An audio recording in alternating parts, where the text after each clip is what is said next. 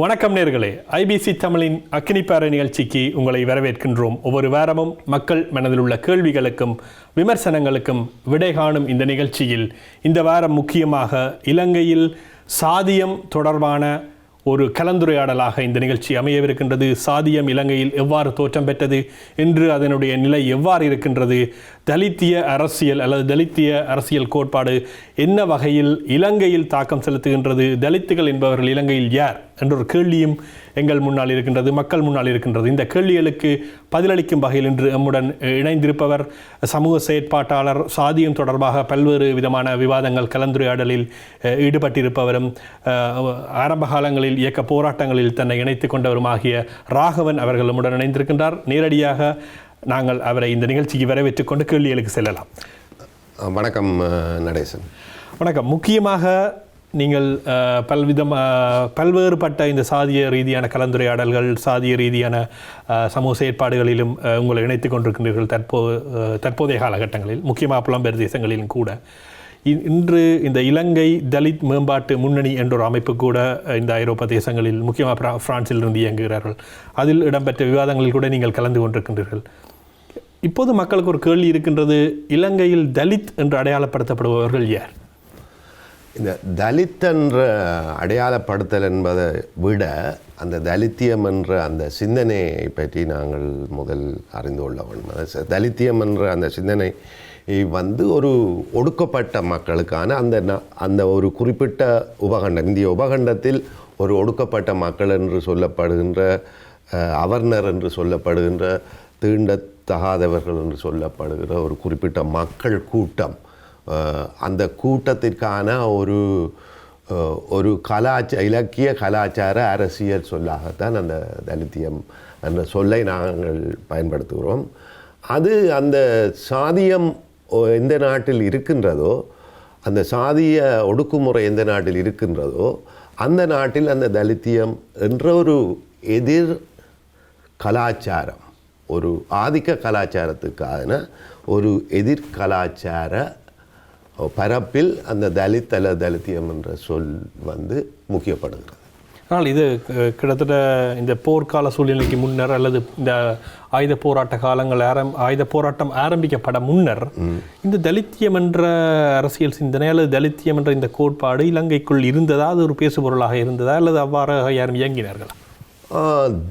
அதை நாங்கள் இப்படி பார்க்கலாம். அதாவது தலித்தியம் என்ற அந்த சொல்லை நேரடியாக பயன்படுத்தப்படாட்டிலும் சிறுபான்மை தமிழர்கள் என்று அங்கு இருந்த ஒடுக்கப்பட்ட சமூகத்தினர் தங்களை அடையாளப்படுத்தி கொண்டனர் 1920களில் இருந்து. அதற்கு பின்னர் 1943ஆம் ஆண்டு மகாசபை, சிறுபான்மை தமிழர் மகாசபை என்ற அமைப்பு தோன்றி இந்த தலித், அதாவது ஒடுக்கப்பட்ட சமூகத்துக்கு எதிரான மோசமான வன்முறைகளுக்கு எதிராக போராட்டங்களை தொடங்கியது. முக்கியமாக இலக்கிய பரப்பில் டேனியல் போன்றவர்கள் அல்லது டொமினிக் ஜீவா போன்றவர்கள் இந்த அதாவது ஒடுக்கப்பட்ட சமூகம் சம்பந்தமாக முக்கியமாக இலக்கிய பரப்பில் தமிழ்நாட்டை விட முதலில் எழுதியவர்கள் டேனியல் போன்றவர்கள் தான்.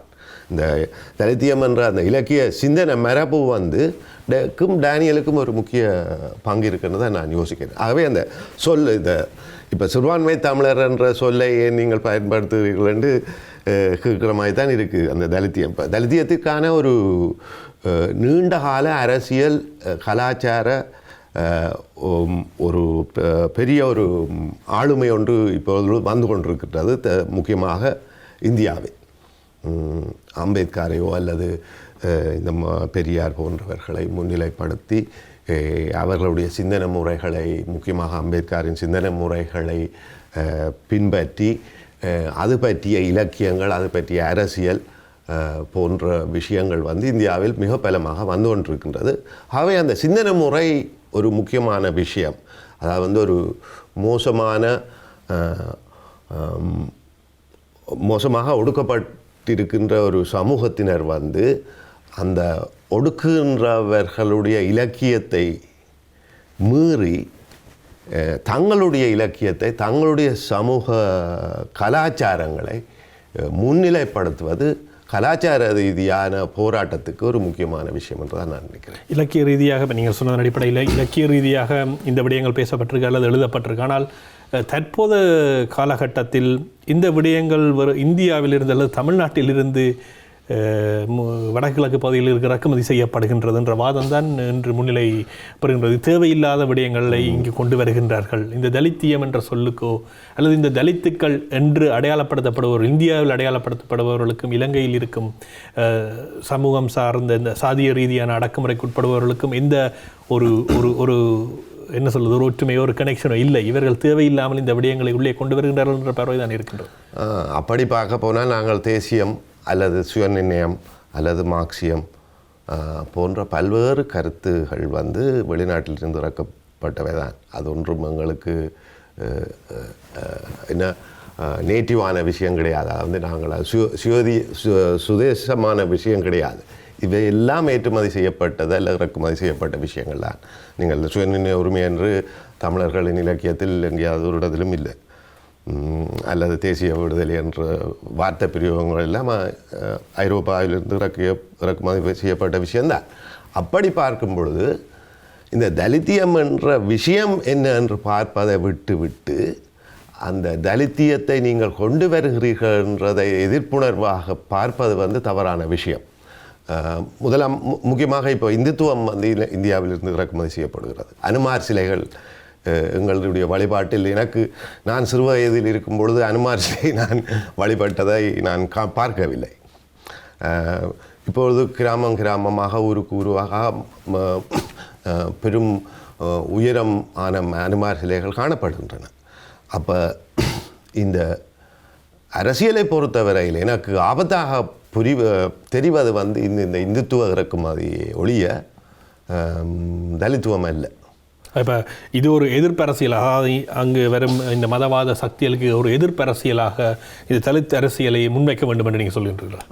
நிச்சயமாக தலித் அரசியல் இந்த இந்துத்துவம் இந்த சாதி ஒடுக்குமுறையை இன்னும் மிகவும் மோசமாக்குகின்ற நிலைமையை இன்னும் கூர்மைப்படுத்தும் என்று தான் என்னுடைய ஆதங்கம். தனிய சாதி மட்டுமில்லை, அங்கே இருக்கிற வெவ்வேறு மதப்பிரிவுகளுக்கு மேலான அச்சுறுத்தல்களை எப்படி ஒரு பௌத்த சிங்கள தேசியவாதம் இலங்கை ஒட்டுமொத்தமாக எல்லா சிறுபான்மையின மக்களுக்கு ஒரு எதிர்ப்பான கருத்தியல் கோட்பாடாக இருக்கின்றதோ, அதேபோல் இந்துத்துவம் வடகிழக்கு பகுதிகளிலும் தமிழர் வாழும் பிரதேசங்களிலும் மற்ற சமூகங்களுக்கு மற்ற மதங்களுக்கு எதிராக மோசமான கருத்தியலை பரப்பும் நச்சுத்தனத்தை பரப்பும் ஒரு மோசமான சக்தியாகத்தான் நான் அதை அடையாளம் காணுகின்றேன். அது இப்போ கணேசன் உங்களுக்கு எல்லாம் தெரிந்திருக்கும். இப்போ இந்தியாவில் தினமும் எவ்வாறு மற்ற மதத்தினரும் ஒடுக்கப்படுற சாதியினரும் எவ்வாறு இந்த இந்துத்துவ பயங்கரவாதிகளால் தாக்கப்படுகிறார்கள் என்பது தினமும் நிகழும் நிகழ்ச்சி இந்தியாவில். அந்த நிலை இன்று இலங்கையில் வருமா என்ற ஒரு பெரிய அச்சம் இருக்கின்றது. அத்துடன் மிகவும் ஆபத்தான விஷயம் இந்த சிங்கள பௌத்த தேசியவாத சிந்தனை முறையும் இந்துத்துவ சிந்தனை முறையும் ஒரு புள்ளியில் இணையும் போக்கும். என்னுடைய கேள்வியும் கூட அடுத்த கேள்வியாக தான் இருக்கின்றது. அதாவது இப்போ இந்து மதத்தில் இருந்து வரும் அடிப்படைவாத சக்திகளை நாம் எதிர்ப்பதற்காக தலித் அரசியலை முன்னிறுத்த வேண்டிய ஒரு சூழ்நிலை இருப்பதாக நீங்கள் சொல்கின்றீர்கள். இந்தியாவில் இருக்கின்ற சூழ்நிலையை எல்லோரும் அறிகின்றோம். ஆனால் இலங்கையில் முக்கியமாக இந்த பௌத்த பேரினவாதம் என்பதுதான் மிகவும் ஒரு விஸ்வரூபம் எடுத்திருக்கின்ற ஒரு நீண்ட காலமாக இருக்கின்ற ஒரு சக்தியாக இருக்கின்றது. அவர்களுக்குள்ளும் சாதிய முரண்பாடுகள் இருக்கின்றன. ஆகவே இந்த தலித் அரசியல் என்பது வெறுமனமே தமிழ் மக்களிடம் மட்டும்தான் கொண்டு சேர்க்கப்பட வேண்டும், அல்லது ஒட்டுமொத்த இலங்கையிலுமே சாதிய ரீதியாக பிளவுகள் இருக்கின்றன, எல்லா சமூகங்களுக்குள்ளும் இருக்கு நிச்சயமாக. அப்போ இந்த தலித் அரசியலை என்பது வெறுமனவே தமிழர்களுக்குள் மட்டும் நீங்கள் கொண்டு செலுத்துவதற்கு அல்லது அதற்குள் கொண்டு வருவதற்கு அல்லது திணிப்பதற்கான முயற்சிகள் ஒரு சந்தேகத்திற்குரிய தானே மக்களால் பார்க்கப்படுகின்றன. அதிலே ஒரு காரணம் இருக்கின்றது. அது முக்கியமாக இப்போ ஒரு 30 வருட கால இந்த தேசிய விடுதலை போராட்ட காலகட்டத்தில், அதற்கு முன்னர் 60களிலும் 70க்கு முன்னர் இந்த தலித் மக்களுக்கு தலித் என்ற சொல் பதத்தை விட்டு அங்கே ஒடுக்கப்பட்ட சாதியினர் அல்லது தீண்டத்தகாதவர் என்று சொல்லப்படும் சாதியினருக்கு ஆதரவான பெரும் போராட்டங்கள் 60களில் 1944 60 வரைக்கும் 60 இறுதியில் வரைக்கும் நிகழ்ந்தது. அது ஒரு வரலாற்று ரீதியான கம்யூனிஸ்ட் கட்சிகள் மிக தீவிரமான இடதுசாரிகள் தான் அந்த 60களில் அந்த போராட்டத்தை முன்னெடுத்தவர்கள். அதாவது வந்து கோயில் நுழைவு போராட்டங்கள் மாவட்டபுரம் இந்த மாதிரியான இடங்களில் அதற்கு எதிரான வன்முறைகள், ஒடுக்குகின்ற சாதியினரின் வன்முறைகளை எதிர்கொள்ள வேண்டிய நிர்பந்தம் இருந்தது. ஆனால் இந்த 70களுக்கு பின்னரான தமிழ் தேசிய விடுதலை போராட்ட அந்த சிந்தனை முறை வந்து அந்த சமூக போராட்ட தொடர்ச்சியை இல்லாமலாக்கிவிட்டது அல்லது அழித்து விட்டது. அந்த சமூக போராட்ட தொடர்ச்சி இருந்திருக்கும் என்றால் அதுக்கு முக்கிய காரணம் அங்கே இருக்கின்ற, அதாவது வந்து சாதி அமைப்பை நாங்கள் பின்னர் பார்த்து கொள்ளலாம். தமிழ் தேசிய விடுதலை போராட்டம் தான் முதன்மையான விடயம். ஆகவே நீங்கள் சாதியத்தை பேசக்கூடாது அல்லது சாதிய ஒடுக்குமுறையை பற்றி நீங்கள் பேசக்கூடாது என்ற ஒரு மறைமுகமான எச்சரிப்பு இருந்து கொண்டு தான் இருந்தது. ஆகவே அந்த சமூக போராட்டம் சம்பந்தமான ஒரு தொடர்ச்சி இந்த தேசிய விடுதலை போராட்டத்தால் இல்லாமலாக்கப்பட்டது. அந்த காலகட்டத்தில் அதில் தொடர முடியாத சிக்கல் இருந்தது. ஆனால் முக்கியமாக இப்போ இந்த சமூக விடுதலை போராட்டம் அதற்கு முன்னர் முக்கியமாக கம்யூனிஸ்ட்கள் எடுத்து சென்ற பொழுது அது ஒரு தலித்திய சிந்தனையாகவோ அல்லது தலித்திய ஒரு கோட்பாடாக அந்த பேரில் இல்லாமல் ஒரு சாதிய அடக்குமுறைகளுக்கு எதிரான ஒரு போராட்டமாக இருந்தது. இன்றும் நீங்கள் பார்க்கலாம், இன்றும் இடதுசாரி அமைப்புகள் புத்தூர் போன்ற இந்த மயான பிரச்சனை, இன்று நடைபெறும் இந்த கோயிலில் தேர் இழுக்க முடியாத பிரச்சனை போன்ற பல்வேறு விடயங்களில் அவர்கள் ஈடுபட்டு கொண்டிருக்கின்றார்கள். அந்த இடதுசாரிய ஒரு பின்னணியில் இருந்து வந்தவர்கள், இடதுசாரிய கோட்பாட்டை ஏற்றுக்கொண்டவர்கள் இதில் பயணிக்கின்றார்கள். ஆனால் அது முற்றுமுழுதாக நீங்கள் பார்த்தீர்கள் என்றால் இலங்கை முழுவதும் இருக்கின்ற முக்கியமாக சிங்கள பௌத்த அந்த மதத்திற்குள் இருக்கின்ற சாதிய அடக்குமுறைகள் எல்லாவற்றுக்குமான ஒரு போராட்டமாக இருக்கின்றது. ஆனால் இந்த தலித் என்ற இந்த இலங்கை தலித் முன்னணியாக இருக்கலாம், இந்த தலித் என்ற விடயத்தை உள்ளே கொண்டு வருபவர்கள் வெறுமெனவே தமிழ் மக்களுடைய ஒரு சாதிய கட்டமைப்பிற்குள் மட்டும்தான் வேலை செய்வதாம், அதற்கு எதிராகத்தான் இயங்குவதாகவும் தெரிகின்றது இல்லையா? அதில் ஒரு முக்கியமான விஷயம் இருக்கின்றது. முக்கியமாக நான் சொல்வது வடபகுதியில் யாழ்ப்பாண குடாநாட்டிற்குள் அதற்கு ஒரு நீண்டகால வரலாறு இருக்குது. சாதிய ஒடுக்குமுறை மற்ற பிரதேசங்களை விட மிகவும் மோசமான நேரடியான ஒடுக்குமுறையும், அதாவது வந்து தீண்ட கோயிலுக்குள் போகக்கூடாது போன்ற தீண்டத்தகாவன் என்ற அந்த கொள்கையை வைத்து கொண்ட ஒரு இந்து மதத்தின் ஒரு அடிப்படைவாத கொள்கை, முக்கியமாக அந்த ஆறுமுக நாவலர் அல்லது எங்களுடைய இப்போ நீங்கள் இன்னும் கொஞ்சம் பின்னால் போனால் தேசவளமை சட்டம், இந்த தேசவளமை சட்டம் 2 விஷயத்தை நான் அதில் முக்கியமாக பார்ப்பேன். ஒன்று தேசவளமை சட்டம், அடுத்தது நாவலரின் சைவமயமாக்கல். இந்த 2ம் நாவலரும் இந்த 2ம் தான் வடபகுதியில் சாதிய ஒடுக்குமுறைக்கான அடிப்படையான சட்ட ரீதியான கருத்தியல் ரீதியானதுமான 2 கோட்பாடுகள். இந்த 2 கோட்பாடுகளையும் உள்ளடக்கிய சாதிய ஒடுக்குமுறை வந்து மிகவும் நுட்பமாகவும் நேரடி அடக்குமுறையாகவும் யாழ்ப்பாண குடாநாட்டிற்குள் இருந்து கொண்டிருக்கின்றது. ஆகவே இயல்பாக எங்கு ஒடுக்குமுறை நேரடியாக இருக்கின்றதோ அங்கு அந்த சாதிய ஒடுக்குமுறைக்கு எதிரான போராட்டங்கள் வெடிப்பது உலக வளமை. ஆகவே அந்த வகையில் யாழ்ப்பாணத்தில் அந்த சாதியம் வந்து மிகவும் உச்சகட்டத்தில் இருக்கின்றபடினால் அந்த போராட்டம் எங்கே இருந்து தொடங்குகிறதோ அங்கே இருந்து தான் தொடங்கும். இலங்கை என்ற நாட்டையே ஆளுவது 2 சாதியினர் தான் என்ற கருதுகோளும் வைக்கப்படுகின்றன. தலதாமலியக்குள் யார் ஒரு கட்டம் வரை போகலாம் என்ற விடயங்களும் அங்கு சாதி ரீதியாகத்தான் பார்க்கப்படுகின்றன. முக்கியமாக இலங்கையிலே வந்து இந்த யாழ்ப்பாணத்தில் இவ்வளவு இறுக்கம் பெற்றிருப்பது நீங்கள் தேசவளமை சட்டத்தை சொல்லியிருந்தீர்கள். தேசவளமை சட்டத்தில் சில குறைபாடுகள் இருப்பது ஏற்றுக்கொள்ளக்கூடியதாக இருந்தாலும், ஆனால் தேசவளமை சட்டத்தை முற்றுமுழுதாக நீக்கிவிட முடியுமா? தேசவளமை சட்டம் சட்டம் என்பது யாழ்ப்பாணத்தில் இருக்கும் மக்களுக்கு சில நன்மைகளையும் அல்லது சில சட்ட ரீதியான சில பாதுகாப்புகளையும் இன்று வரையும் கொடுக்கின்றது தானே. அந்த திசைமலமை சட்டத்தின் அடிப்படை வந்து ஆரம்பத்தில் இப்பொழுது அந்த ஷரத்துகள் நீக்கப்பட்டிருக்கின்றன. அதாவது அதை வெளிப்படையாக அந்த நேரடியாக அதில் எழுதியிருக்கிற மாதிரி சொல்ல முடியும் என்றால் நான் சொல்லுவேன், அது ஷரத்து இந்த சட்டமானது தொன்மை தொட்டு இந்த இந்த குடாநாட்டில் வழங்கப்பட்டு வரும் சட்டம் இது வந்து வெள்ளாளருக்கும் தாழ்த்தப்பட்ட சாதியருக்கான உறவுகளை தீர்மானிக்கும் சட்டம். ஆகவே இந்த சட்டத்தில் நாங்கள் கண்டபடி கை போடக்கூடாது என்று சொல்லி டச்சுக்காரன் தொடக்கம் பொல்லாந்துக்காரன் தொடக்கம் வெள்ளைக்காரன் தொடக்கம் பிரிட்டிஷ்காரன் தொடக்கம் எல்லோரும் வந்து அந்த சட்டத்தை மீறக்கூடாது. ஏனென்றால் அந்த சட்டம் வந்து சாதிய வேறுபாடுகளை பாதுகாக்கும் சட்டமாகத்தான் அதன் அடிப்படை.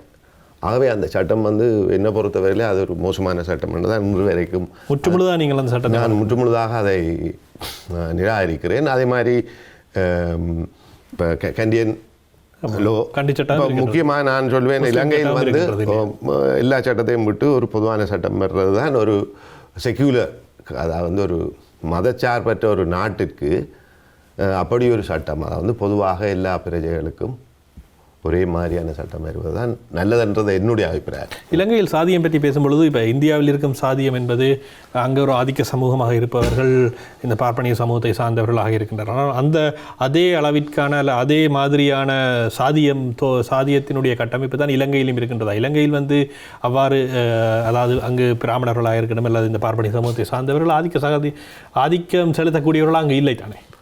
அதான் அந்த சாதியம் பற்றிய புரிந்துணர்வு வந்து சாதியம் வந்து அடிப்படையில் இந்து மத மனுதர்ம மனுதர்ம கோட்பாட்டின்படி பிராமணன் வந்து தலையில இருந்து பிறந்தவன் என்ற அந்த கோட்பாடின்படி சூத்திரன் காலில் இருந்து பிறந்தவன், மற்றவர் அவர்கள் மனிதர்களே இல்லை என்ற 4 வர்ணங்களுக்கு வெளியில் இருக்கிறவர்கள் மனிதர்களே இல்லை என்ற ஒரு கோட்பாடு மனிதர்ம கோட்பாடு.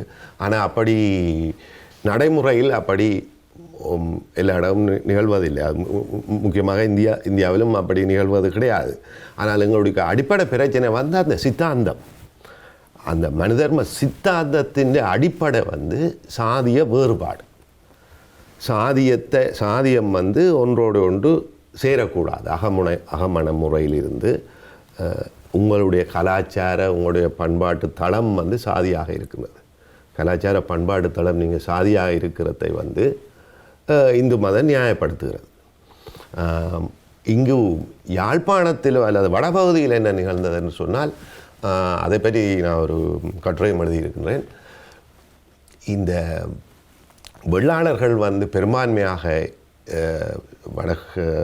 வடமாகாணத்தில் இருக்கிறபடினால அந்த வெள்ளாளர்களுடைய பவர் வந்து அதிகமாக இருந்திருக்கின்றது. அதை வந்து அதிகாரம் அவர்கள் வந்து இப்போ நீங்கள் செவவினாவிடை அல்லது ஆர்மோனாவிலர் வந்து ஆர்மோனாவர் ஒரு முக்கியமான நபர்.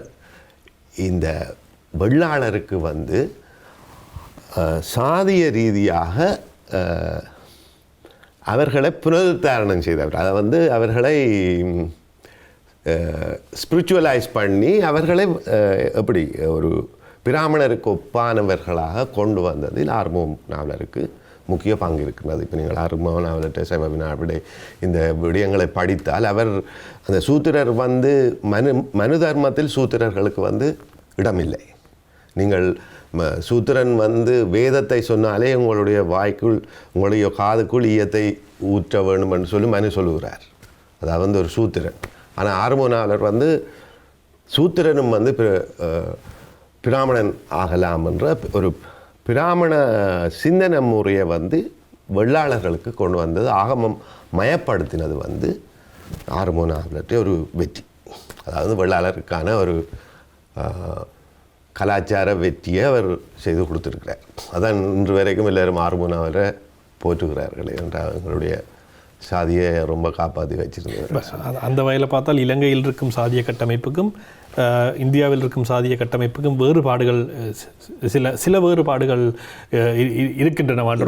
நான் சொல்வேன், இந்தியாவிலேயே பல வேறுபாடுகள் இருக்குது. இப்போ ஒவ்வொரு இடங்களை ஒவ்வொரு குறிச்சியில் வந்து வேறு அங்கே வீடச்சாதி நிலச்சாதி ஆயிரக்கணக்கு இந்த சாதி என்றது இந்த 4 இந்த வர்ணங்களுக்குள்ள பார்ப்பனிய சிந்தனை முறையை வந்து அதே சிந்தனை முறையை வந்து நாவலர் வந்து வெள்ளாளர்களை பார்ப்பனர் ஆக்கும் விஷயத்தில் வெற்றி கொண்டார். அதான் நான் இலகுவாக சொல்லுவேன். நிச்சயமாக நான் தொடர்ந்து பேச வேண்டியிருக்கின்றது இந்த சாதியம் பற்றியும் இந்தியாவில் அது எவ்வாறு இயங்குகிறது, இந்தியாவில் இந்த தலித்திய கோட்பாடுகள் இந்த தலித்திய சிந்தனை முறைகள் எவ்வாறு அரசியலுடையும் பெற்றிருக்கின்றன போன்ற பல்வேறு விடயங்களை நாங்கள் பேச இருக்கின்றோம். ஐபிசி தமிழின் அக்கினி பார்வை நிகழ்ச்சியில் ஒரு சிறிய இடைவேளையின் பின்னர் தொடர்ந்து பேசலாம்.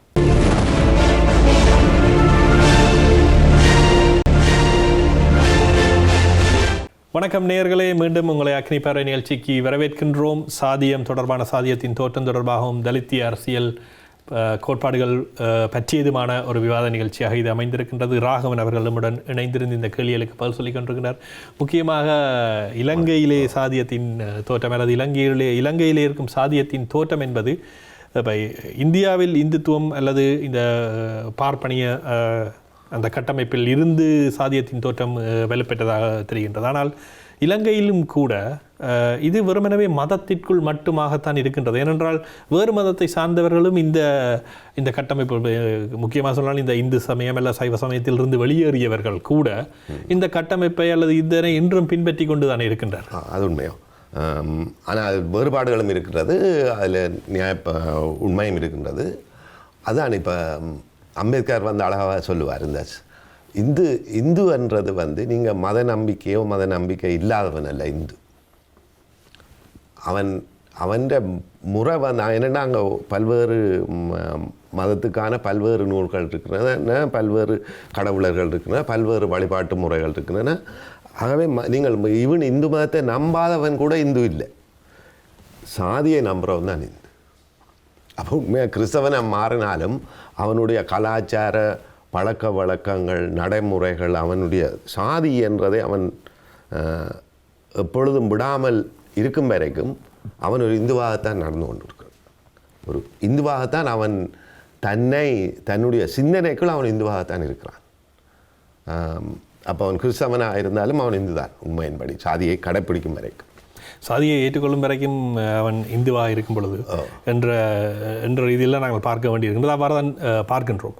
ஆனால் முக்கியமாக இன்னொரு கேள்வி இருக்கின்றது, இலங்கையில் வந்து இருப்பவர்கள் தங்களை இந்துக்களாக அடையாளப்படுத்திக் கொள்கின்றார்கள் அல்லது தங்களை சைவர்களாக அடையாளப்படுத்திக் கொள்கிறார்கள். தாங்கள் சைவர்கள் என்று சொல்பவர்கள் இருக்கின்றார்கள், தாங்கள் சாதியை ஏற்றுக்கொள்ளாதவர்கள் என்று சொல்பவர்களும் இருக்கின்றார்கள்.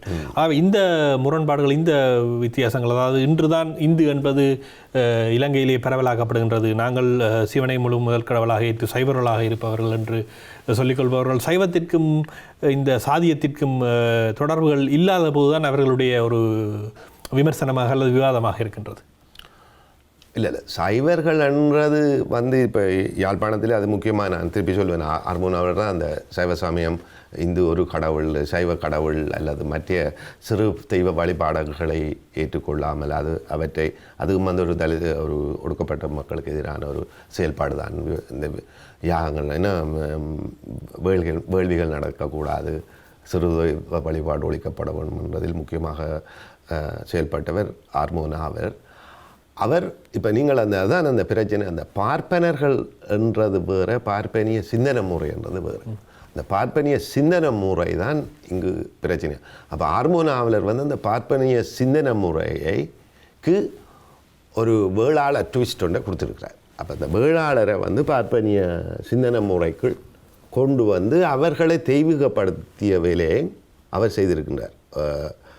பல்வேறு விடயங்கள், இப்போ கன்னியாதானம் தொடக்கம், கல்யாணம் செய்கிற முறை, தெற்ப போடுற முறை, பூநூல் போடுற முறை, இது எல்லாத்தையும் வந்து வெள்ளாளர்களையும் வந்து புனிதப்படுத்துகின்ற ஒரு விஷயத்தை அவர் அந்த சாதி அடுக்கில் வந்து சூத்திரரை புனிதப்படுத்து விஷயத்தில் ஹார்மோனாவில் அதை விட்டார். இந்தியாவை பொறுத்தவரையில் நீங்கள் சொல்கிற மாதிரி ஒரு இந்து மதம்ன்றது ஒரு இந்து மதம் கிடையாது. பல மதங்களில் இப்பொழுதும் ஆனால் இந்து என்ற அந்த ஒரு கோட்பாட்டுக்குள்ள எல்லாரும் அந்த இந்து என்றது அந்த சாதி கோட்பாடு, அந்த சாதி கோட்பாட்டுக்குள் எல்லாரும் இணைகிறார்கள். மற்றும்படி அவர்களுடைய வழிபாட்டு முறைகள், பல்வேறு வழிபாட்டு முறைகள் இருக்கிறது. ஒரு கிராமத்துக்கு போனால் அங்கே பைரவரை கும்பிடுவான், அல்லது ஐயனாரை கும்பிடுவாங்க. அப்படி பல்வேறு வழிபாடுகள் இருக்கிறது. ஆனால் அந்த சாதியம் என்று வந்தவுடன் தன்னை ஒரு இந்துவாக அவன் உருவகப்படுத்துகிறான் அல்லது கருதி கொள்கிறான். அப்போ இலங்கையிலும் அதுதான். இப்போ சைவர்கள் வெவ்வேறு வழிபாட்டு முறைகள் இருந்தால் கூட அவர்கள் சாதி என்று வந்த உடனே அவர்கள் தங்களை சைவராகவும் கருதி கொள்ளலாம், இந்துவாகவும் கருதி கொள்ளலாம். ஆனால் இப்போ நீங்கள் சொல்வதன் அடிப்படையில் பார்த்தால் ஆறுமுக நாவலர் இதனை இவ்வாறான ஒரு விடயத்தை உட்புகுத்தினார்கள், இந்த விடயத்தை செய்தார் என்றால் ஆறுமுக நாவலர் காலத்துக்கு முன்பட்ட காலங்களில் அது இருக்கவில்லை என்ற ஒரு கேள்வி இருக்குது இல்லையா? இல்லை, அதுதான் நான் சொல்கிறேன். இந்த கோடிஃபை பண்ணுறதுன்ற இப்போ உதாரணமாக அதற்கு முன்னால் எங்களுடைய தேச வளமை சட்டத்தில் தெளிவாக யார் என்னென்ன வேலை செய்யணும், என்னென்ன விஷயங்கள் செய்யலாம், அதாவது வெள்ளாளருக்கும் ஒடுக்கப்பட்ட சாதியினருக்குமான உறவு முறையை பேணும் ஒரு சட்டம் தான் தேச வளமை சட்டம். அப்போ தேச வளமை சட்டம் நீண்ட காலமாக அங்கு இருந்திருக்கின்றது. எங்களுக்கு 1715 அந்த காலத்தில் அதை எழுத்து அதற்கு முன்னம் நடைமுறையில் இருந்த ஒரு சட்டம். அதாவது அரசர்கள், அங்கே இருக்கிற அரச பாலனர் எல்லோரும் அந்த சட்டத்தை கடைப்பிடித்திருக்கிறார்கள். ஆகவே அந்த சாதியம் தொடர்ந்து இருந்து கொண்டிருந்தது. ஆறுமுக நாவலர் அதற்கு ஒரு ஆன்மீக வடிவத்தை கொடுத்தார்.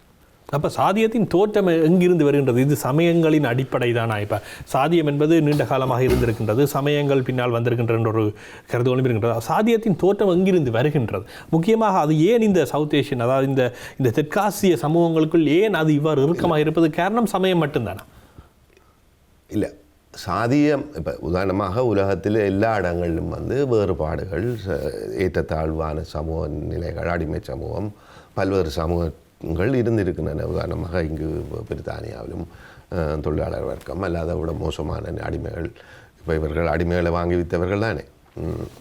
அப்படி பல்வேறு சமூக ஒரு வரலாற்றில் ஏற்றத்தாழ்வுகள், அடிமை முறை போன்ற மோசமான விடயங்கள் எல்லா உலகத்தில் எல்லாம் நிகழ்ந்திருக்கின்றது. அதே மாதிரி இந்தியாவிலேயோ உபகண்டத்திலேயோ நிகழ்ந்திருக்கலாம். அப்படி வரலாற்று விடயங்கள் பல்வேறு ஒரு பிரிவினை, வர்க்க பிரிவினை என்றே நாங்கள் சொல்லுவோமே. ஆனால் வர்க்கம் மாறிவிட முடியும் இல்லையா? சாதி என்பது மாற முடியாது. அது மாற முடியாது. அதுதான் சொல்கிறேன். அந்த வர்க்க பிரிவினை என்றதை கூட பார்த்து கொண்டால் கூட பல்வேறு ஆராய்ச்சியாளர்கள் பல்வேறு விதமாக இன்னும் அதற்கான ஒரு ஒழுங்கான முறை கண்டுபிடிக்கவில்லை. என்றாலும் இப்போ அம்பேத்கர் போன்றவர்கள் சொல்கிறார்கள். இப்போ உதாரணமாக ஒரு குறிப்பிட்ட யுத்தங்கள் நடந்து கொண்டிருக்கும் பொழுது அந்த யுத்தத்தில் கைது செய்யப்பட்டவர்கள் அடிமைகளாக வைக்கப்பட்ட போது பிறகு இந்த பிராமணர்களுடைய டொமினேஷன் வரும்பொழுது பிராமணர்கள் அவர்களுக்கு ஒரு சாதியை வைத்து நீங்கள் தீண்டத்தகாதவர்கள் என்று சொல்லி ஆக்கினார்கள்.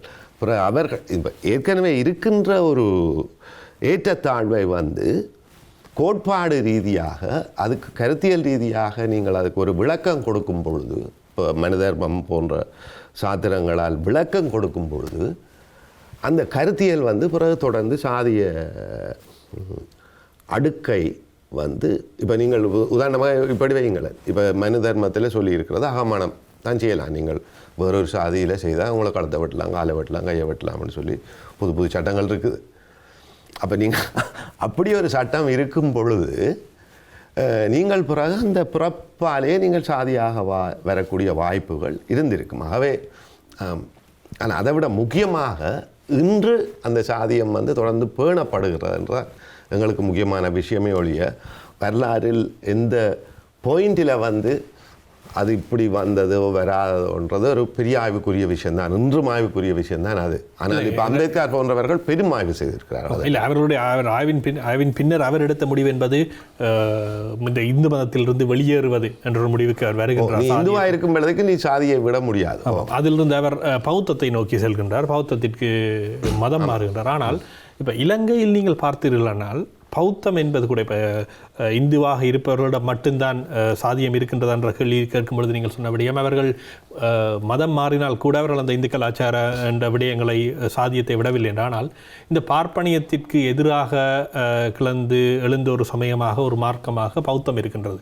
ஆனால் இலங்கையில் அந்த பௌத்த மதத்திற்கு உள்ளும் சாதியம் என்பது இருந்து கொண்டே தான் இருக்கின்றது. இது எனக்கு இந்த மதம் சம்பந்தமான ஒரு பெரிய பிரச்சனை இதுதான். அதை இன்னொரு இடத்தில் விவாதிக்கலாம்.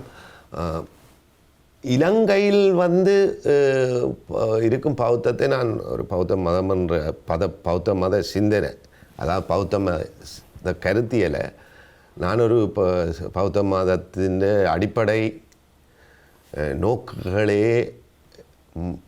இல்லாமல் செய்யும் கருத்து நிலைகள்லாம் நாங்கள் இருக்கின்றன. அது ஒரு பக்கம் இருக்க, இந்த உண்மையாக பலர் சொல்லுகிறார்கள் இந்த இந்து மதத்தின் வேர்கள் இலங்கை பௌத்த மதத்தில் நிறைய இருக்கின்றதுன்னு சொல்லி. உதாரணமாக இந்த கர்மா, அதாவது நீ முற்பிறப்பில் செய்த புண்ணியம் போன்ற விடயங்கள், அதை இந்த ஆங்கிலத்தில் சொல்லுவார்கள் ரிலிஜியஸ் சிங்க்ரட்டிசம். பல்வேறு சமய விஷயங்கள் இருந்து உங்களுடைய சிந்தனை முறை பழைய சிந்தனை முறையாகத்தான் இருக்கும். இப்போ உதாரணமாக பௌத்தரையே நீங்கள் கடவுளாக பாவிக்கிறது, புத்தரை கடவுளாக பாவிக்கிறது கடவுள் இல்லை என்று சொல்கிற புத்தரை நீங்கள் கடவுளாக்குவது அது ஒரு இந்து மத சிந்தனை முறை தான். இந்து மதையில் சிலை வழிபாடு இருக்கின்றது. இலங்கையில் போனால் பௌத்த சிலை ரோட்டுக்கு ரோட்டாக பெரிதாக சுனாமியை நிப்பாட்டுறதுக்கும் பெரிய பௌத்த சிலையை புத்த சிலையை கட்டி வச்சுருக்காங்க. என்னடா கடவுள் இப்படி திரும்பி பார்த்தா சுனாமி நின்றுமான்னு சொல்லி இப்படி நிறைய மூட நம்பிக்கைகள் அங்கு இருக்கின்றன. முக்கியமாக நான் ஒரு இப்போ கிட்டடியில் போனால் ஒரு டிரைவர், நீங்கள் தமிழ் டிரைவரோட போகிறத விட சிங்கள டிரைவரோட போனால் இன்னும் தொந்தரம். அவன் பிள்ளையா கோயிலும் நிற்பான், புத்தர் கோயிலும் நிற்பான், பேய் கோயிலும் நிற்பான், எல்லா கோயிலும் நிற்பான். ஏன்னா அவங்களுடைய வழிபாட்டு முறை அப்போ அந்த சாதிய சிந்தனை முறையும் அதுக்குள்ளே இருக்குது. என்னென்னா அந்த இந்து சாமியத்தின் சிந்தனை முறையில் அவங்களோட பௌத்த சாமியம் அங்கே உருவானான்ட்டு நான் என்னுடைய ஒரு மதிப்பீடு. அதில் எவ்வளோ தூரம் உண்மை போய் என்று நான் பெரிய அந்த பக்கத்திலே ஒரு ஆய்வு உண்டு முயற்சிக்கையில். ஆனால் சில சிங்கள அறிஞர்கள் இப்போ நியூட்டன் கிளோசிங்க போன்றவர்கள் அதை சொல்லுகிறார்கள். அதாவது இந்த முக்கியமாக கர்மான்ற அந்த கோட்பாடு எவ்வாறு இந்த பௌத்த சமயத்தில் முக்கியமாக இந்த தேரவாத பௌத்த சமயம் இங்கே இருக்கிறதுங்க, இலங்கையில் இருக்கிறது, இதில் அது ஊடுருவி இருக்கிறது. அதுதான் அந்த சாதிய வேறுபாடுகளுக்கும் காரணம். அதாவது ஒரு குறிப்பிட்ட பீடத்தில் இன்னென்ன சாதி, இப்போ கோவிக்காம சாதியினர்தான் ஒரு எழுதப்படாத விடயமாக நிகழ்ந்து கொண்டிருக்கிறது. குறிப்பிட்ட சாதியினர்தான் அந்த பெரிய புத்தபிக்களாக வரலாம், அல்லது ஒரு பல்வேறு அந்த முக்கியமாக புத்த பீடங்களில் அது இருப்பதாக இப்போ சரவணன் போன்றவர்கள் அதை பற்றி நிறைய எழுதியும் இருக்கிறார்கள். என்னோட சரவணன் நிறைய சிங்களத்தில் வாசிக்கக்கூடியவர், அவரும் அதை பற்றி எழுதியிருக்கிறார். மற்றது இந்த நியூட்டன் குணசிங்கா போன்ற ஒரு அரசியல் சமூக ஆய்வாளர்களும் இந்த ஆய்வாளர்கள் நிறைய இது சம்பந்தமான விடயங்கள் பற்றி இன்று சிங்களத்தில் இருக்கும் சாதிகளை தம்பையா எழுதியிருக்கிறார். மற்றது பல்வேறு விடயங்கள் வெளியில் முக்கியமாக இப்போ இந்தியாவில் நீங்கள் பார்க்கும் பொழுது இந்த தலித்திய அரசியல் என்பது அங்கு மிக வலுவான ஒரு அரசியல் சக்தியாக அங்கு ஒரு சின்ன ஒரு இது சொல்லுவேன். இப்போ உதாரணமாக இப்போ அம்பேத்கர் சாதி இப்போ புத்த மதத்துக்கு மாற சொன்ன போது ஒரு குறிப்பிட்ட சாதியினர், முக்கியமாக மகார் கம்யூனிட்டி தான் அந்த முழு புத்த மதமாக மாறினது. ஆனால் இந்தியாவில் அந்த சாதி அடிப்படையில் இப்போ பௌத்த மதம் சொன்னால் நீ ஒரு மகார் என்ற சிந்தனை தான் இருக்குமென்னு நான் நம்புகிறேன். இந்தியாவில் பௌத்தம் என்பது வேறு மாதிரியாகத்தான் பார்க்கப்படுகின்றது. அது முக்கியமாக இந்த தலித் செயற்பாட்டாளர்களுக்குள் அவர்கள் தங்களை பௌத்தர்களாக அடையாளம் காட்டும் விடயங்கள் இருக்கின்றன. இந்தியாவில் அந்த அரசியல் கட்சிகளாக அரசியல் ரீதியாக ஒப்பீட்டளவில் தாக்கம் செலுத்தக்கூடிய அரசியல் தலைவர்களாக இருக்கின்றார்கள் இந்த தலித்திய கோட்பாட்டை ஏற்றுக்கொண்டவர்கள். அங்கே தலித்தியம் என்பது மிக ஒரு ஸ்ட்ராங்கான ஒரு வீச்சாக இருக்கின்றது. ஆனால் அங்கு கூட இப்போ தலித்திய முக்கியமாக இந்த தலித்திய சிந்தனைகளுள் இருப்பவர்கள் அல்லது தலித்திய அரசியலை முன்னெடுப்பவர்கள் அங்கிருக்கும் இந்த இரு கட்சிகளுக்குள் தானே தங்களுடைய செயற்பாடுகளை முடக்குகின்றார்கள். அது காங்கிரஸாக இருக்கட்டும் அல்லது காங்கிரஸ் தவிர்ந்த இன்னொரு கூட்டணியை அமைக்கும் பொழுது இதற்குள் தானே இருக்க முடிகின்றதை தவிர அங்கு கூட அவர்கள் ஒரு பெரிய அரசியல் எழுச்சியாக வர முடியாத பெரிய பிரச்சனையான விஷயம். இப்போ நான் இப்போ உதாரணமாக இப்போ தலித்தியம் என்ற இந்த சிந்தனை முறை கூட எவ்வளோ அதுவும் ஒரு லிமிட்டடாக தான் இருக்கும். ஆனால் ஒரு முக்கியமான விஷயம், அதாவது வந்து ஒரு கலாச்சார தளத்தில் அது ஒரு மிகவும் முக்கியமான ஒரு அரசியல் கலாச்சார தளத்தில் ஒரு ஆதிக்க கருத்து நிலைக்கு எதிரான ஒரு வீச்சு வந்து முக்கியமாக அது பல்வேறு உதாரணமாக பாரஞ்சித்தின் சினிமாவில் தொடங்கி கூட வரைக்கும் கூட பார்க்கலாம். இல்லை, கலாச்சார ரீதியில் நாங்கள் எவ்வாறு தாக்கல் பார்க்கிறோம். ஆனால் அரசியல் ரீதியாக அது அவ்வளவு வீச்சாக ஏன் அங்கு தலித் மக்கள் மீதான வன்முறை என்பது மிகப்பெரிய அளவில் இருக்கும் பொழுது கூட கடந்த தேர்தலில் நீங்கள் பார்த்திருப்பீர்கள், இந்த தலித் மக்கள் அதிகமாக இருக்கும் பிரதேசங்களில் கூட பாஜக வெற்றியினை பெறக்கூடிய சூழ்நிலை இருந்தது. அது இந்த தலித் அரசியலினுடைய தலித் அரசியலை முன்னிறுத்தவர்களுடைய ஒரு தோல்வியாக தானே இருக்கின்றது இல்லையா? இல்லை, இது தனியாக இல்லை. இந்தியா மட்டும் இல்லை, உலகம் முழுக்க ஒரு வலதுசாரி சிந்தனை முறை வந்து மிகவும் பலமாக வந்து கொண்டிருக்கும் விஷயத்தை நாங்கள் பார்க்க வேணும். ஏன் அவர் வந்து கொண்டிருக்கின்றது என்பதற்கு காரணமாக சொல்லப்படுகின்றது இவர்களுடைய இடதுசாரிகள் தலித் அரசியல்வாதிகளுடைய அது மட்டும் நாங்கள் இடதுசாரி தலித் அரசியலை மட்டும் குறை சொல்லி இந்த பிரச்சனையை நாங்கள் பார்க்க முடியாது. அவர்களுடைய அதாவது இந்த ஒரு வலதுசாரி சிந்தனை முறை மற்ற அவர்களுக்கு இருக்கிற பலம் மீடியாவிலேருந்து சகல பலங்களும் வந்து மற்ற அவர்கள் வந்து தொடர்ந்து மனிதர்களுக்கு மேலே நம்பிக்கை இனத்தை ஊட்டி பயத்தை ஊட்டி சாதாரண மக்களை கவர்கிறார்கள். அதாவது வந்து உதாரணமாக இந்த ஐரோப்பிய நாடுகளில் நீ ஒரு இமிகிரண்ட் வந்தால் உன்ற நாடெல்லாம் போடும், கொஞ்ச நாளால் முஸ்லீம்கள் தான் பெரும்பாலானவர்களாக வந்து விடுவார்கள் என்று சொல்லி இந்த மாதிரியான வலதுசாரி மோசமான வலதுசாரி சிந்தனை முறையை வந்து பல்வேறு தளங்களில் வந்து அவர்கள் பிரச்சாரம் செய்து கொண்டு வருகிறார்கள். அதில் நிறைய பேர் எங்களுக்கு விருப்பம் இல்லாமல் ஈடுபடுகிறார்கள். அதற்கான இப்போ என்ன சொல்கிற இந்த நவதாராளவாத பொருளாதாரம் எல்லாம் காரணம். அதாவது நவதார பொருளாதாரம் வந்து இந்த மனிதருக்கு இருக்கிற ஏற்றத்தாழ்வுகளை மிகவும் மோசமாக கீழே கொண்டு போகும் பொழுது அந்த கீழே போகிறவர்களுக்கு இன்னும் ஒருத்தன் வெளியிலேருந்து வந்தவன் தான் முக்கியமான காரணம், உன்னை ஒடுக்குவாரன்ட்டு அவன் அதை நம்புவதற்கான திருப்பி தொடர்ந்து போய் சொல்லியே நம்ப பண்ணும் நிலைமையை இந்த தீவிர வலதுசாரி ஊடகங்களும் தீவிர வலதுசாரி சிந்தனையாளர்களும் தொடர்ந்தும் பிரச்சாரம் செய்து கொண்டு வருகிறார்கள். ஆகவே இப்போதான பிரேசிலிருந்து இத்தாலியிலிருந்து அமெரிக்காவிலிருந்து இந்தியாவிலிருந்து பெரும் நாடுகள் இவ்வாறான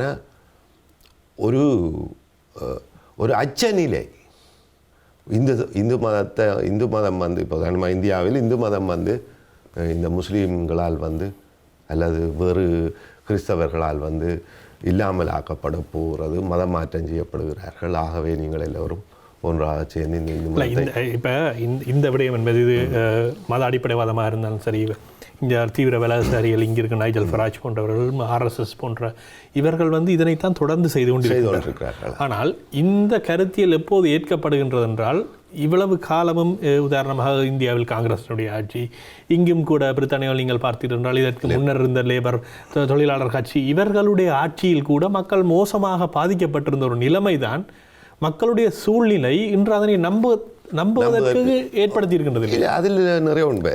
இப்போ தலித்திய தலைவர்கள் உதாரணமாக தலித்திய தலைவர்களை எடுத்துக்கொண்டால் கூட மாறி அவர்கள் முக்கியமாக காங்கிரஸ் கட்சியினுடன் கூட்டினை வைத்திருக்கிறார். அப்போ மக்களுக்கு எவ்வாறு அது பார்க்கப்படுகின்றால் இவர்களுடன் சேர்ந்துதான் இவர்களும் இயங்கி இருக்கின்றார்கள். எங்களுடைய மோசமான நிலைமைக்கு இவர்கள் தலித் மக்கள் என்று சொல்லிக்கொண்டு எங்களுடைய வாக்குகளை பெற்றுக்கொண்டு இவர்கள் தங்களுக்கு ஆதரவாக செயற்படவில்லை என்ற ஒரு கேள்வி. இப்போ உதாரணமாக நாங்கள் இங்கே இந்த பிரித்தானியாவில் இருக்கிறோம். எனக்கு வந்து லேபர் பார்ட்டின்ற பொலிட்டிக்ஸில் வந்து அப்படி பெரிய உடன்பாடு ஒன்றும் கிடையாது. ஆனால் நான் ஓட் பண்ணும் பொழுது வேறு வழி இல்லாமல் நான் லேபர் பார்ட்டிக்கு போடுறேன். நான் ஒரு இமிக்ரெண்டாக இருக்கிறவனால வேறு வழி இல்லாமல் நான் லேபர் பார்ட்டிக்கு போடுறேன். அதுக்காக எனக்கு இப்போ ஜெரமி கோபனில் கொஞ்சம் ஒரு நம்பிக்கை இருக்குன்னு வைப்போம்.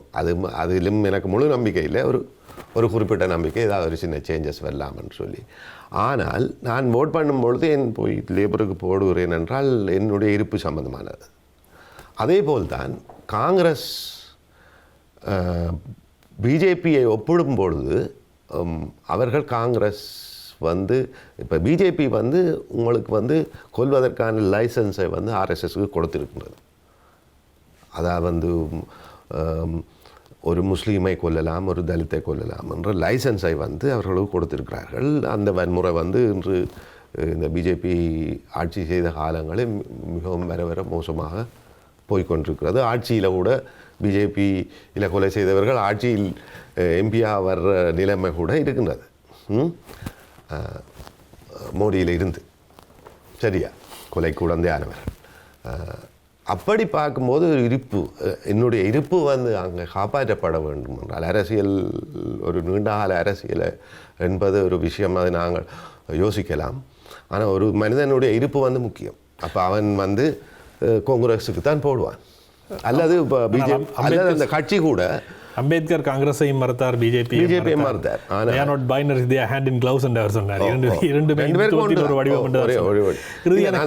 இந்த விஷயம் அப்படித்தான் நான் பார்க்கிறேன்.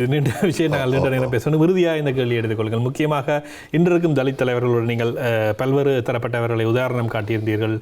பாஜக தொடர்பாக கூட பல்வேறு கொலைகளை செய்தவர்கள் என்று ஆட்சியில் இருப்பதாக. தலித் தலைவர்கள் அந்த கொலைகளை செய்தவர்களுடன் ஏதோ ஒரு அரசியல் விடயத்திற்காக கை கொடுக்குவதற்கு தயாராக இருக்கும் பொழுது தங்களுடைய அரசியல் நிலைப்பாடு சார்ந்து இலங்கையில் இன்று கொண்டு வரப்படும் இந்த இந்துத்துவ அல்லது இந்துத்துவ அரசியல் என்பது அங்கிருக்கும் இந்து மக்களுக்கு அது ஒரு சாதகமாக ஏற்படுத்தும் என்று சிவசேனா போன்ற இயக்கங்கள் அங்கு கொண்டு வரப்படுகின்றன. அதாவது தமிழ் மக்களுடைய நலனை நாங்கள் இதன் மூலம் பெற்றுவிடலாம் என்ற அடிப்படையில் கொண்டு வருகின்றார்கள். இதனை எதிர்க்கின்ற நீங்கள் அல்லது இந்த தலித் அரசியல் செயற்பாட்டாளர்கள், தலித் அரசியல் தலைவர்கள், முக்கியமாக திருமாவளவன் போன்றவர்கள், ரஞ்சித் போன்றவர்கள், ஒரு திரை செயற்பாடாளர் இருப்பவர்கள் காங்கிரஸ் கட்சி தலைமையுடன் கை கொடுக்கும் பொழுதோ அல்லது இலங்கையின் மஹிந்த ராஜபக்சேவுடன் கை கொடுக்கும் பொழுதோ அதையே நீங்கள் எதிர்ப்பதில்லை? இல்லை, இப்பொழுது இப்போ இது நீங்கள் ரெண்டு விதமாக பார்க்கணும். ஒன்று ஒரு கட்சியில் ஒரு பாராளுமன்ற கட்சியில் ஒருவர் செயல்பட்டு கொண்டிருக்கும் பொழுது அவர்களுக்கான சில கடப்பாடுகள் இருக்கின்றது. இப்போ அதே ஆள் திருப்பி இன்னொரு போராட்டத்தில் இடும் பொழுது அதற்கு எதிராக போராடலாம். ஆனால் ஒரு சபையில் போகும்போது அவர் ஒருவரை கண்டால் கை கொடுக்க வேண்டி, 10 நேரம் மோடிக்கும் கை கொடுக்க வேண்டி வரும். சரியா, மோசமான ஒரு வன்முறை அரசை வன்முறை, மக்களுக்கு மேலான வன்முறை, அதாவது மதங்களுக்கு எதிரான, சாதிகளுக்கு எதிரான வன்முறையை விடும் ஒரு கட்சி தலைவருடன் கூட கையெடுக்க வேண்டி வரும். அது இந்த பாராளுமன்ற கட்சி முறை. இப்போ பாராளுமன்ற கட்சி முறையை நாங்கள் முழுமையாக நிராகரித்தால் நாங்கள் சொல்லலாமோ இது தவறு என்று சொல்லி. ஆனால் தற்போது இருக்கும் நிலையில் அதை முழுமையாக நிராகரிக்க முடியாது.